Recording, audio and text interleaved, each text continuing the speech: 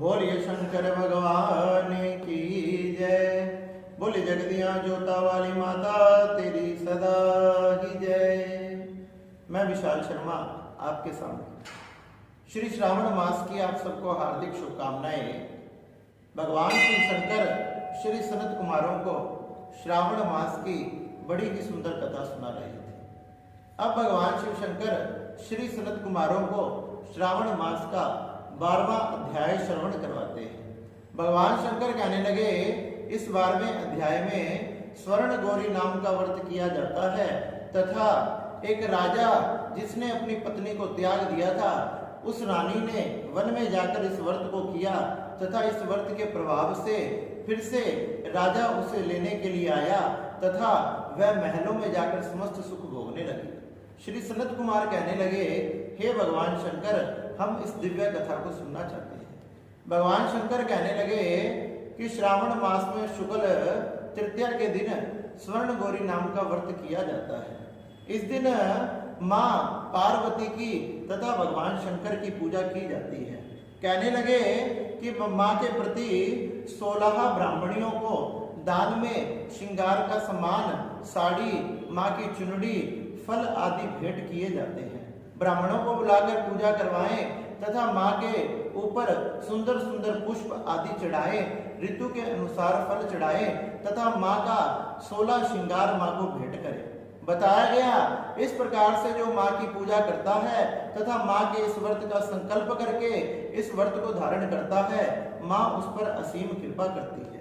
भगवान कहने लगे, इस प्रकार से यह सुंदर स्वर्ण गौरी नाम का व्रत करें। इसे आप 16 साल तक, 8 साल तक, 4 साल तक या फिर 1 साल तक भी धारण कर सकते हैं।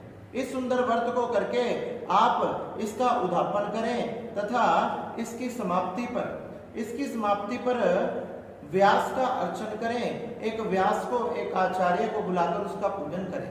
कहने लगे, नियम के अनुसार षोडश उपचार से उनके हाथों से पूजा करवाएं। सनत कुमारों ने शिव से कहा, हे प्रभु, इस प्रकार व्रत करने से किस फल की प्राप्ति होती है, आप कृपया करके बताएं। तो भगवान शंकर कहने लगे, आपको एक मैं पूर्व समय की बात बताता हूँ। पूर्व समय में सरस्वती नदी के किनारे सुविला नाम का एक प्रसिद्ध महानगर था और उसमें कुबेर के समान तुल्य एक राजा था, जिस राजा का नाम चंद्रप्रभा था। चंद्रप्रभा नाम का राजा था, उसकी 2 रानियां थी जो अत्यंत सुंदर तथा अत्यंत गुणी थी, जिसमें से एक का नाम महादेवी तथा दूसरी का नाम विशाला था। दोनों रानियां राजा के साथ बड़े प्रसन्न भाव से रहा करती थी, लेकिन राजा बड़ी रानी महादेवी से अधिक प्रेम करता था। राजा चंद्रप्रभा महादेवी को अधिक प्रेम करता था। एक दिन राजा शिकार खेलने के लिए वन में गया। जब शिकार खेलने के लिए वन में गया, शिकार खेलकर वह थक हार कर एक वृक्ष के पास बैठ गया। जब वह एक वृक्ष के पास बैठा तो उसने अपनी आंखों के सामने देखा कि एक सुंदर सरोवर में कुछ अप्सराएं आकर माँ का पूजन कर रही हैं। अपनी आंखों के सामने यह सब कुछ होता हुआ देखकर राजा अपने आप को रोक नहीं पाया और उन अप्सराओं के पास गया। जाकर उनको प्रणाम तथा नमस्कार करके कहने लगा, हे अप्सराओं, आप ये क्या कर रही हैं? अप्सराओं ने कहा, हे राजन, हम ये माँ स्वर्ण गौरी नाम का व्रत कर रही है। इस व्रत को करने से परम सौभाग्य की, सुंदर संतान की तथा सभी मनोकामनाएं हमारी पूरी होती है। कहने लगे कि यह व्रत किस प्रकार से धारण करना चाहिए, ये मैं भी जानना चाहता हूँ। अप्सराएं राजा को इस व्रत की विधि के बारे में बताने लगी।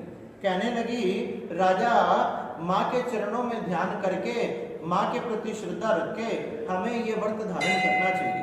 कहने लगे, उन स्त्रियों ने कहा कि हे राजन, श्रावण शुक्ल की तीज के दिन स्वर्ण गौरी नाम का व्रत किया जाता है।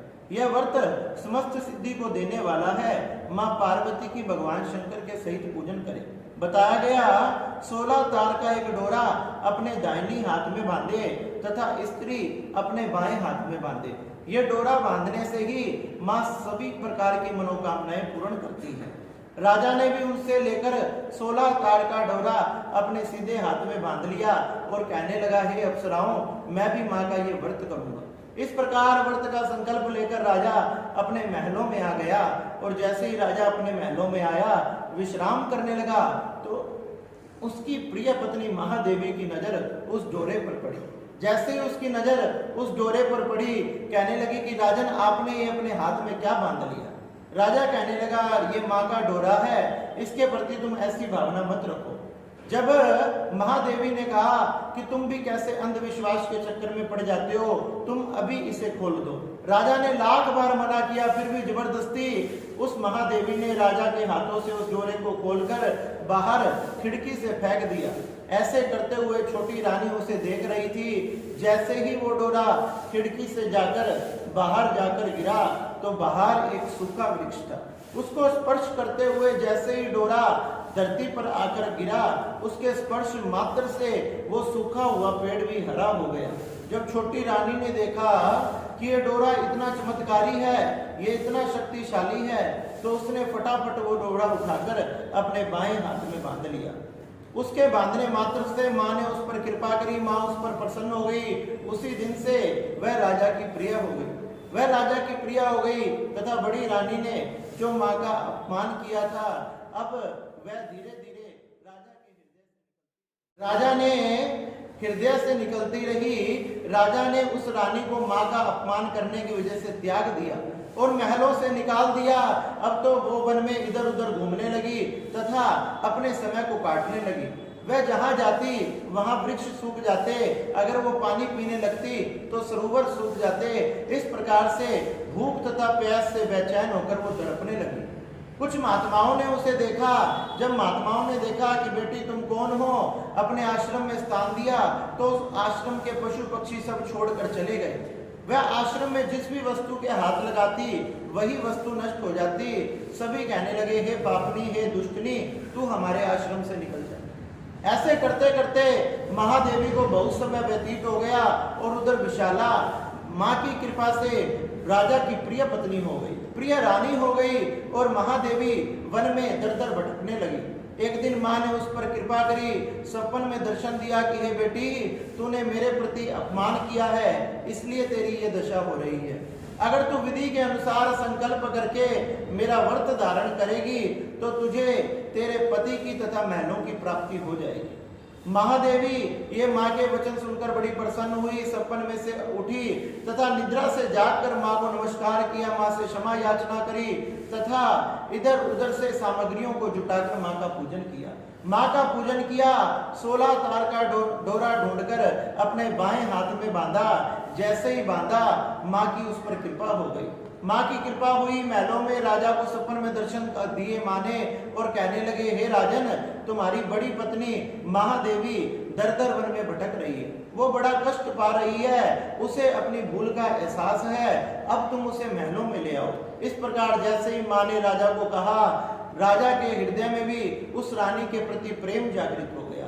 राजा उसी दिन सुबह अपने रथ पर सवार होकर रानी को ढूंढने के लिए निकला और ढूंढते ढूंढते समस्त वन में खोजा। खोजते खोजते उसकी प्रिय पत्नी महादेवी सरोवर के किनारे मिली। सरोवर के किनारे अपनी पत्नी को बुलाया, रथ में बिठाकर सुंदर महलों में अपने साथ ले गया। छोटी रानी विशाला ने उसका स्वागत किया तथा फूलों आदि की वर्षा करी। इस प्रकार दोनों रानियां माँ के स्वर्ण गौरी नाम का ये व्रत करने लगी तथा दोनों माँ का व्रत करते हुए माँ की कृपा से दोनों के सुंदर संतान प्रकट हुई। इस प्रकार स्वर्ण गौरी सभी की अभिलाषाओं को पूर्ण करने वाली तथा सभी के कष्टों को काटने वाली है। सच्ची श्रद्धा से श्रावण मास की तृतीया के दिन, तीज के दिन जो स्वर्ण गौरी नाम का व्रत करता है उसकी सभी अभिलाषाएं पूरी होती है और जो भी मनोकामनाएं उसके मन में दबी हुई है वह सभी मनोकामनाएं माँ स्वर्ण गौरी, माँ पार्वती, शंकर भगवान के समेत उसकी सभी अभिलाषाएं पूरी करती है। इसलिए हे सनत कुमारो, यह स्वर्ण गौरी नाम का व्रत बड़ा ही चमत्कारी तथा बड़ा दिव्य है। सभी ने इसका व्रत तथा माँ पार्वती तथा शंकर की पूजा अवश्य करनी चाहिए। सनत कुमार इस प्रकार से इस व्रत को सुनकर बड़े ही प्रसन्न हुए और कहने लगे, हे भगवान शंकर, ये व्रत बड़ा ही दिव्य है। स्वर्ण गौरी नाम का ये व्रत करने से मनुष्य की सभी अभिलाषाएं पूरी होगी। इस प्रकार से माँ का व्रत करके 16 ब्राह्मणियों को 16 ब्राह्मणों का भोजन करवाएं तथा उनको नाना प्रकार की वस्तुएं भेंट करें। इससे माँ शंकर पार्वती के साथ, भगवान शंकर माँ पार्वती के साथ अपने भक्तों पर कृपा करते हैं तथा अपने सगे संबंधियों के साथ भगवान का पूजन करें। इससे भगवान सभी के वंश में वृद्धि करते हैं। इस प्रकार से श्री सनत कुमार भगवान शंकर से कथा सुनकर बड़े ही प्रसन्न हुए तथा भगवान के चरणों में प्रणाम तथा नमस्कार करने लगे। बोलिए नमः पार्वती नमः, हर हर महादेव।